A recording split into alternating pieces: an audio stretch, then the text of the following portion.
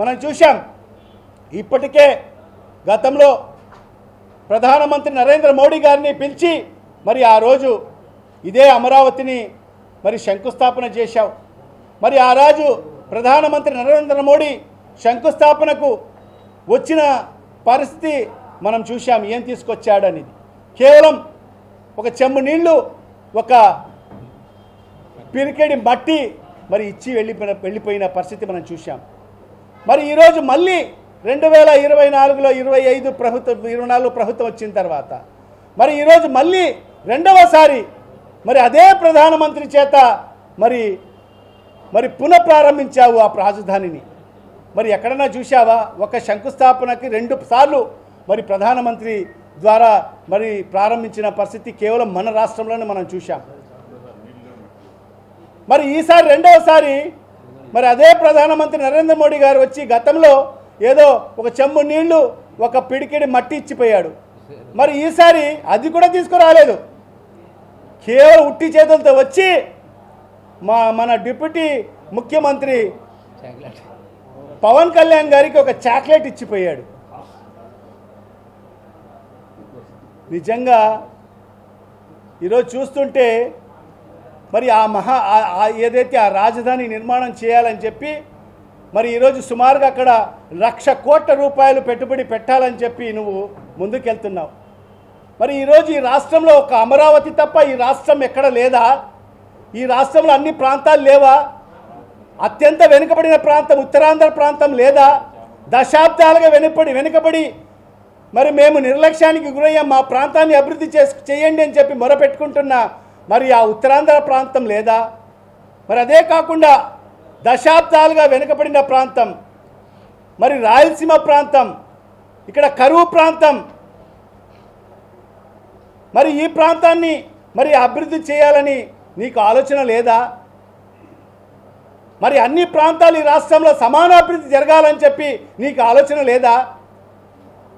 1,00,000 కోట్ల రూపాయలు తీసుకుపోయి నువ్వు రాజధాని అమరావతిని నువ్వు నిర్మాణం చేయాలని చెప్పి ముందుకెళ్తున్నావే.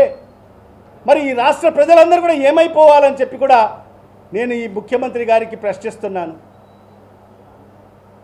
కేవలం నీ సామాజిక వర్గానికి సంబంధించిన వాళ్లకు మేలు చేయాలని చెప్పి, కేవలం అక్కడ రియల్ ఎస్టేట్ వ్యాపారస్తులకు మేలు చేయాలని చెప్పి నువ్వు అన్ని లక్షల కోట్ల రూపాయలు అక్కడ పెట్టుబడి పెడుతున్నావు. మరి ఈరోజు అక్కడ కేవలం కమిషన్ల కోసం మాత్రమే ఈరోజు చూస్తున్నాం. అమరావతి అని చెప్పి అదే ఒక్క భ్రమరావతిగా మార్చాలని చెప్పి కూడా ఈరోజు ఆలోచన చేస్తున్నాం.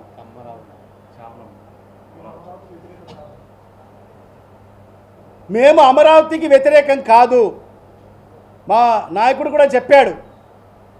అదే ఏదైతే గుంటూరు మరి ఏదైతే విజయవాడ మధ్యలో రాజధాని నిర్మాణం చేయి, అందరు కూడా స్వాగతిస్తారు. మరి అలా చేయకోకుండా ఈరోజు కేవలం మీ సామాజిక వర్గానికి సంబంధించిన వాళ్లకు మేలు చేయాలని ఆలోచన చేయడం ఎంతవరకు సమంజసమో మరి ఈ రాష్ట్ర ముఖ్యమంత్రి ఈ రాష్ట్ర ప్రజలకు సమాధానం చెప్పాల్సిన అవసరం ఉందని చెప్పి కూడా ఈ సందర్భంగా తెలియజేసుకుంటున్నాను. అదే కాకుండా ఈరోజు మనం చూస్తున్నాం, విద్యాశాఖ మంత్రిగా తన కొడుకును పెట్టుకున్నాడు లోకేష్ బాబుని. మరి ఈరోజు మనం చూసాం, గత 4-5 రోజులుగా మనం చూస్తున్న అన్ని పత్రికలు వస్తున్నాయి. మొన్న జరిగిన 10వ తరగతి పరీక్షల గురించి, 10వ తరగతి రిజల్ట్ గురించి మరి ఏ రకంగా వచ్చిందో మనం అందరం కూడా చూసాం. ఈరోజు పేపర్లు మరొకసారి దిద్దండి అని చెప్పి సుమారుగా 66,000 అప్లికేషన్స్ వచ్చిన పరిస్థితి ఈరోజు మన రాష్ట్రంలో కనిపిస్తుంది. 66,000 విద్యార్థులు మా పేపర్లు మరొకసారి రీకరెక్షన్ చేయండి అని చెప్పి మరి ప్రభుత్వానికి మరి అప్లికేషన్స్ పెట్టుకున్న పరిస్థితి. ఇప్పటి వరకు ఇన్ని వేల మంది ఎప్పుడు కూడా పెట్టుకోని పరిస్థితి. మరి దాంట్లో ఈరోజు చూస్తుంటే మరి ఈరోజు ఎంతోమంది, ఒక్క ఎగ్జాంపుల్ చెప్తాను, ఒక విద్యార్థి ఎగ్జాంపుల్. ఒక విద్యార్థికి అన్ని సబ్జెక్టులలో 90 పైబడి మార్కులు వచ్చాయి, 93, 94 మార్కులు వచ్చాయి. కేవలం ఒక్క సోషల్ సబ్జెక్ట్లో అతనికి 23 మార్కులు వచ్చి అతను ఫెయిల్ అయ్యాడు. అన్ని సబ్జెక్టులలో 90 పైబడి మార్కులు వచ్చి ఒక్క సోషల్ స్టడీస్లో 23 మార్కులు వచ్చి అతను ఫెయిల్ అయ్యాడు. అతను మళ్ళీ రీకరెక్షన్కి పెట్టుకుంటే మళ్ళీ అతనికి 96 మార్కులు వచ్చాయి. అంటే ఏ విధంగా కరెక్షన్స్ జరిగాయో ఒక్కసారి ఈ రాష్ట్ర ప్రజలు ఆలోచన చేయాలి. మరీ ముఖ్యంగా నేను ఈ మీడియా ముఖ్యంగా డిమాండ్ చేస్తున్నాను, మరి ఏదైతే అసమర్థత మంత్రి అయిన లోకేష్ తన పదవికి రాజీనామా చేయాలి మొదటగా. మరి ఆ కుటుంబం ఏ రకంగా నరకయాతన పడి ఉంటుంది. మరి ఆ విద్యార్థి ఏదన్నా ఆత్మహత్య చేసుకుంటే దానికి ఎవరు బాధ్యులు? ఈ లోకేష్ బాధ్యుడిగా ఉంటాడా? చంద్రబాబు నాయుడు బాధ్యుడిగా ఉంటాడా? ఈ ప్రభుత్వం బాధ్యత తీసుకుంటుందా? మరి ఆ రకంగా అనేక కుటుంబాలు ఈరోజు అనేక ఇబ్బందులకు గురైన పరిస్థితి ఈరోజు కేవలం ఈ రకమైన నిర్లక్ష్యం వల్ల. మరి దాన్ని ఈరోజు ఆ కుటుంబాలన్నీ కూడా ఎంతో ఆత్మశోభకు గురైన పరిస్థితి కూడా మనం చూసాం. మరి ఈరోజు ఏంటంటే కంటి తరుపు చూరియగా కొంతమంది టీచర్లమైన మనము ఏదైతే చర్యలు చేపట్టామని చెప్పి చేతులు దుట్టుకుంటున్న పరిస్థితి ఈరోజు స్పష్టంగా కనిపిస్తుంది. ఇది కాదు ఈ ప్రభుత్వం యొక్క బాధ్యత.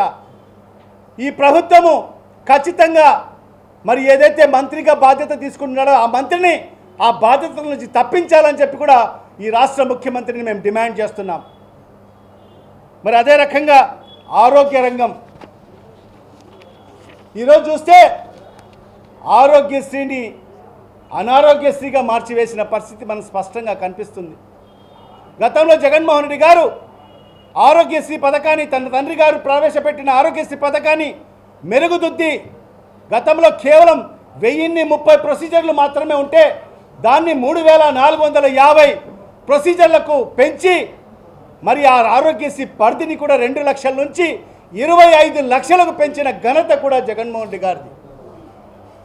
ఎక్కడ ఏ ఆసుపత్రికి వెళ్ళినా కూడా మన రాష్ట్రంలోనే కాదు పక్క రాష్ట్రమైన మరి ఏదైతే తమిళనాడులో కానీ మరి చెన్నైలో మరి అదేవిధంగా కర్ణాటకలో బెంగళూరులో మరి తెలంగాణలో హైదరాబాద్లో కూడా మరి అక్కడ కూడా ఆరోగ్యశ్రీని వర్తింపజేసిన నాయకుడు జగన్మోహన్ రెడ్డి గారు. మరి ఈరోజు మరి ఎక్కడ కూడా ఆ హాస్పిటల్స్కు సంబంధించిన బిల్లులు చెల్లించే పరిస్థితి లేదు. ఈరోజు సుమారుగా 3000 కోట్ల రూపాయలు ఆరోగ్యశ్రీ బిల్లులు పెండింగ్ పెట్టిన పరిస్థితి. ప్రతి నెల ఈరోజు హాస్పిటల్స్ వాళ్ళందరూ కూడా ఈరోజు నిరసన కార్యక్రమాలు చేస్తున్నారు. వాళ్ళు ఒక అల్టిమేటం ఇస్తున్నారు, రేపు నెల 1వ తేదీ నుంచి మేము ఆరోగ్యశ్రీ బంద్ చేస్తామంటే అప్పుడు వాళ్ళకు ఏదో 100 కోట్లో ఏదో 50 కోట్లో వాళ్ళ ముఖాన పడేసి మళ్ళీ మీరు ఆరోగ్యశ్రీ కింద చెయ్యండి అని చెప్పే పరిస్థితి ఈరోజు మనం చూస్తున్నాం. ఆరోగ్యశ్రీలో చేసినా కూడా హాస్పిటల్స్లో మందులు కూడా లేని పరిస్థితి కూడా మనం స్పష్టంగా చూస్తున్నాం. 104, 108 పరిస్థితి చూస్తే చాలా దారుణంగా ఉంది. వాళ్ళకు ఫోన్ చేస్తే అక్కడ 104, 108లో పనిచేసే వాళ్ళకు మాకు జీతాలు కూడా ఈ రాష్ట్ర ప్రభుత్వం ఇవ్వడం లేదని చెప్పే పరిస్థితి ఈరోజు మనం చూస్తున్నాం.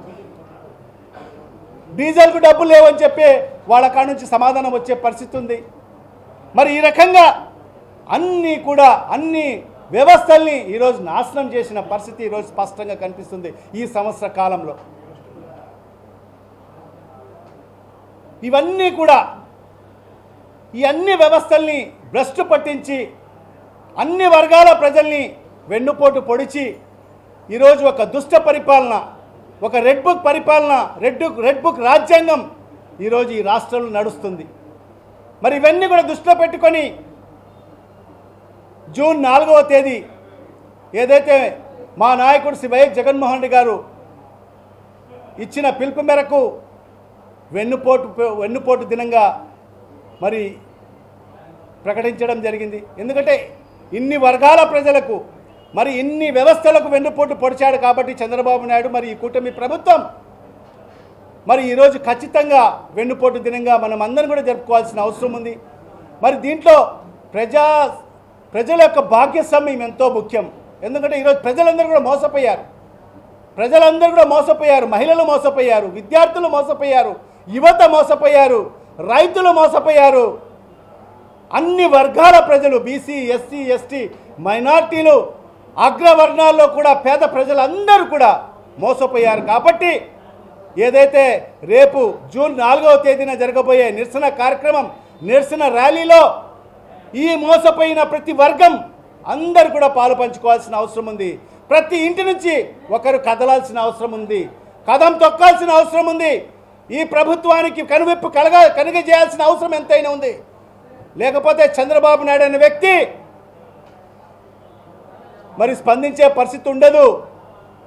ఎందుకంటే పెద్దలు చెప్తుంటారు, దున్నపోతును ముళ్ళె కట్టతోనే పొడవాలి.